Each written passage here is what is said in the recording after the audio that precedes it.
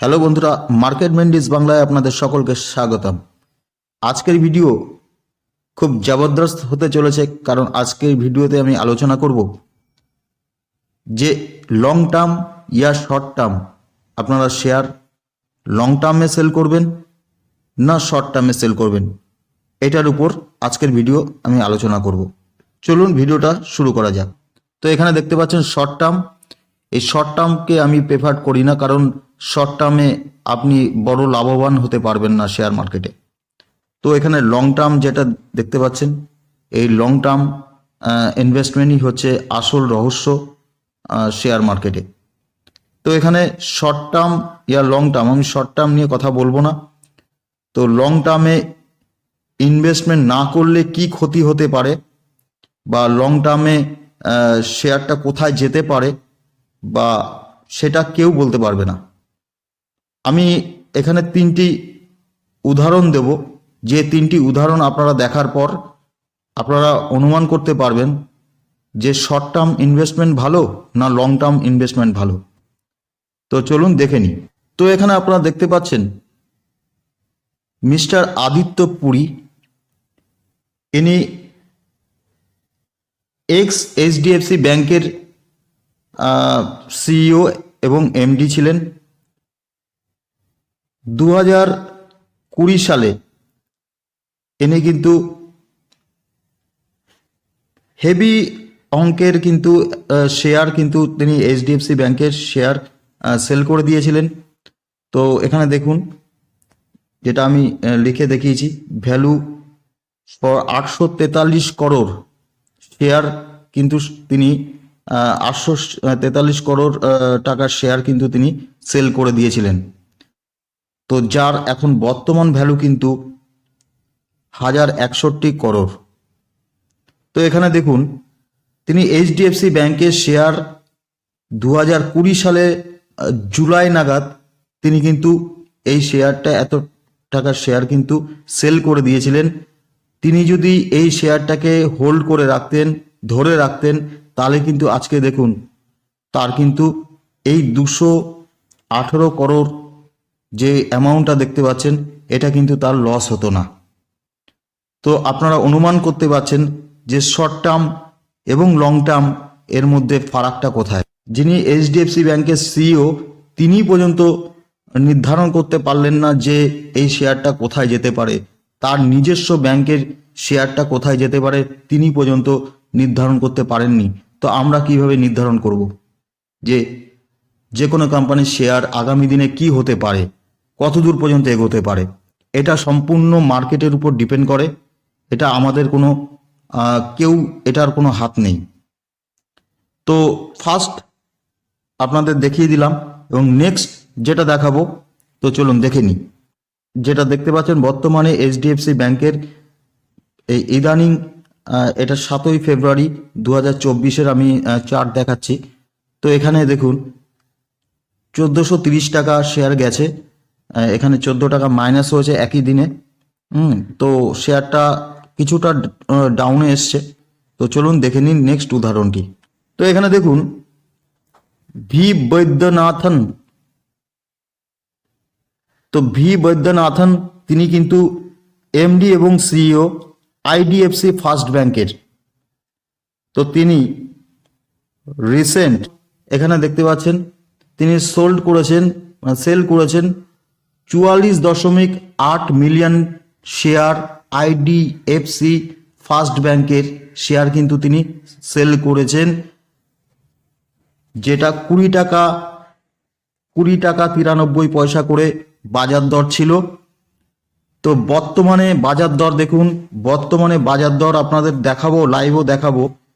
তো এটার বাজার দর কিন্তু 83 টাকা 15 পয়সা। আজকে আমি ভিডিও রেকর্ড করছি, তো গতকাল মার্কেট ক্লোজ হয়েছিল, আজকে সকাল 8টায় আমি ভিডিও রেকর্ড করছি। তো গতকাল যেটা 7ই ফেব্রুয়ারি বাজার দর ছিল আইডিএফসি ফার্স্ট ব্যাংকের 83 টাকা 15 পয়সা। তো বর্তমান ভ্যালুয়েশন যদি দেখি, তিনি যত শেয়ার সেল করেছিলেন বর্তমান ভ্যালুয়েশন কিন্তু 372.5 করোড়।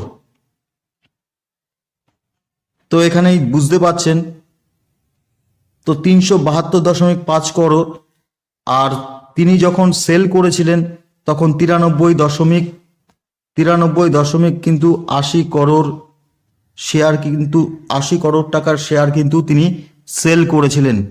তো আজকে যদি তিনি শেয়ারটা হোল্ড করে রাখতেন তাহলে কিন্তু এখানে দেখতেই পাচ্ছেন যে 278.70 করোড় টাকা ইন্ডিয়ান মানিতে তার কিন্তু সাশ্রয় হতো।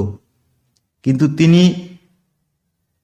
কিন্তু আইডিএফসি ফার্স্ট ব্যাংকের সিইও এবং এমডি হওয়া সত্ত্বেও তিনি কিন্তু বুঝতে পারেননি তার কোম্পানির শেয়ার আজকের বাজার দর এই জায়গায় পৌঁছাবে। তো তারা যদি না বুঝতে পারে তাহলে আমরা কি করে বুঝবো? তো এটা অনুমান করুন যে শর্ট টার্ম লং টার্ম আমরা শেয়ারটাকে কেন ধরে রাখবো, তার কিছু উদাহরণ আপনাদের সামনে তুলে ধরছি। তো নেক্সট যে উদাহরণটি আপনাদের সামনে তুলে ধরবো, তো চলুন তার আগে দেখে নিই আইডিএফসি ফার্স্ট ব্যাংকের বর্তমানে শেয়ারের বাজার দরটা কি। তো এখানে দেখুন আইডিএফসি ফার্স্ট ব্যাংকের বাজার দর এখানেই দেখতে পাচ্ছেন। আইডিএফসি ফার্স্ট ব্যাংকের বাজার দর কিন্তু 7 ফেব্রুয়ারি 2024 83 টাকা 15 পয়সা। তো থার্ড যে উদাহরণটি আপনাদের সামনে তুলে ধরবো সেটি হলো এই রাকেশ ঝুনঝুনওয়ালা। এনাকে সকলেই আপনারা চিনে থাকবেন, বা আগামী দিনে যারা শেয়ার মার্কেটে আসবেন তারা অবশ্যই এনাকে চিনে থাকবেন।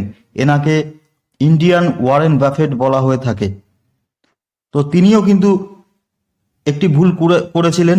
তো দেখুন 2005 সালে তিনি কিন্তু শ্রীশিল কোম্পানির শেয়ার 27 কোটি টাকায় সেল করেছিলেন। কেন? কারণ ওই 27 কোটি টাকা দিয়ে তিনি কিন্তু একটা ফ্ল্যাট বাই করেছিলেন, একটা ফ্ল্যাট কিনেছিলেন মুম্বাইতে। তো সেই সময় এই 27 কোটি টাকা যদি তিনি সেল না করতেন তাহলে কিন্তু বর্তমানে এখানে দেখতে পাচ্ছেন, এখানে বর্তমানে দেখুন তার ভ্যালুয়েশন কিন্তু ওই শেয়ারের 700 করোড় টাকা কিন্তু হয়ে গেছিল। কিন্তু তিনি যে ফ্ল্যাটটা তিনি কিনেছেন ওই শেয়ারগুলো বেচে, তাতে তার কিন্তু ওই ফ্ল্যাটের এখন ভ্যালুয়েশন কিন্তু 70 করোড়। তো ডিফারেন্সটা আপনারা বুঝতে পারছেন যে তিনি ফ্ল্যাট কিনে কতটাই ভুল করেছিলেন। তো সেই ফ্ল্যাট 27 করোড় দিয়ে কিনে বর্তমান ভ্যালুয়েশন 70 করোড়, কিন্তু বর্তমানে ওই শেয়ারের ভ্যালুয়েশন দেখুন 700 করোড়। তাহলে এখানেই আমরা বুঝতে পারি যে লং টার্ম या শর্ট টার্ম আমরা ইনভেস্টমেন্ট করব। তো আশা করি আপনারা বিষয়টা বুঝতে পেরেছেন। তো এখানে আমাদের প্রত্যেকেরই কিন্তু একটি টার্গেটের প্রয়োজন, আমরা লং টার্ম या শর্ট টার্ম। তো এক একজনের খিদে অনুযায়ী তারা কিন্তু একটা টার্গেট সেট করে কিন্তু আমরা এগোতে পারি।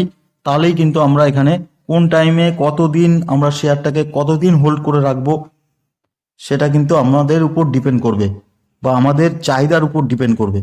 তো এখানে নেক্সট আমি দেখাবো টার্গেটটা কি হতে পারে আমাদের। ইনভেস্টমেন্ট এবং টার্গেট নিয়ে আমি একটু উদাহরণ দিয়েছি। তো দেখুন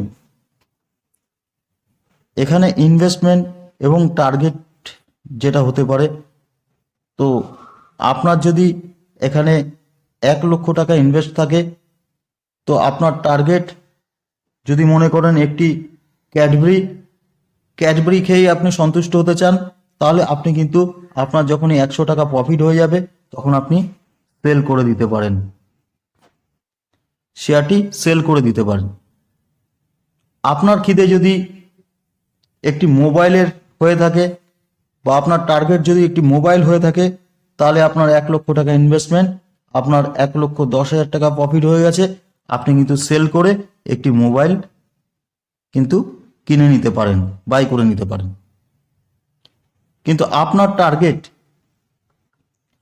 টার্গেট যদি আরো বড় হয়ে থাকে, তো আপনার 1 লক্ষ টাকা ইনভেস্টমেন্ট, আপনার 10 লক্ষ টাকা হয়েছে, তো আপনি কিন্তু একটি গাড়ি বাই করতে পারেন। বা যদি টার্গেট আপনার একটা অডি থাকে, গাড়ি থাকে, দামি গাড়ি থাকে, তাহলে কিন্তু আপনি সেই জায়গায় পৌঁছানোর পরেই কিন্তু আপনি সেটাকে সেল করবেন, শেয়ারটাকে সেল করবেন।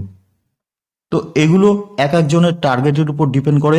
আপনি কতদিন শেয়ারটাকে ধরে রাখবেন সেটা আপনার উপর ডিপেন্ড করছে, আপনার চাহিদার উপর ডিপেন্ড করছে। তো আশা করি আপনাদের ভিডিওটার মাধ্যমে বোঝাতে পেরেছি যে শর্ট টাইম ইনভেস্টমেন্ট ইয়া লং টাইম ইনভেস্টমেন্ট আমাদের করা উচিত।